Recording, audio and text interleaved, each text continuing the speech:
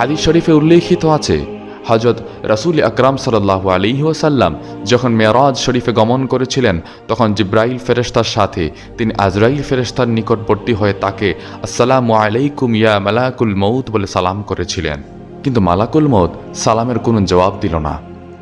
আল্লাহ পাকের তরফ হতে তৎক্ষণাৎ আদেশ এলো যে, হে আজরাইল, আমার প্রিয় হাবিবের সালামের জবাব দাও এবং তিনি যা জিজ্ঞেস করেন তা প্রত্যেকটি উত্তর সঠিকভাবে দাও।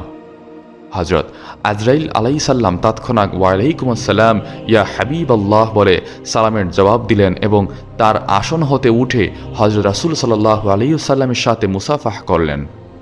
তারপর অত্যন্ত সম্মানের সাথে তাকে নিজের নিকটে বসায় বললেন, ইয়া রাসূলুল্লাহ সাল্লাল্লাহু আলাইহি ওয়াসাল্লাম, আমার বেয়াদবি মাফ করবেন। আমার জীবনে আমি আজ পর্যন্ত কাহারও সালামের জবাব দেওয়ার মতো অবসর পাইনি। আজ যদি আল্লাহ তাআলা আমাকে আদেশ না করতেন, তবে আপনার সালামের জবাব দেওয়া আমার পক্ষে সম্ভব হতো না। আল্লাহ পাক আমার উপর এমন গুরুত্বপূর্ণ কাজের দায়িত্ব অর্পণ করেছেন যে একটি মুহূর্ত মাত্র আমার কাজ হতে অন্যমনস্ক হওয়া সম্ভব নয়। প্রতি মুহূর্তে আমাকে জিন, মানব, দৈত্য, দানব, পশুপক্ষী, কীট পতঙ্গ প্রভৃতি নিয়ে কোটি কোটি জীবের জান কবজ করতে হয়। অথচ তাহাদের জান কবজ করার জন্য নির্দিষ্ট সময়ের এক মুহূর্ত পূর্বে বা এক মুহূর্ত পরেও উহা করবার উপায় নেই আমার।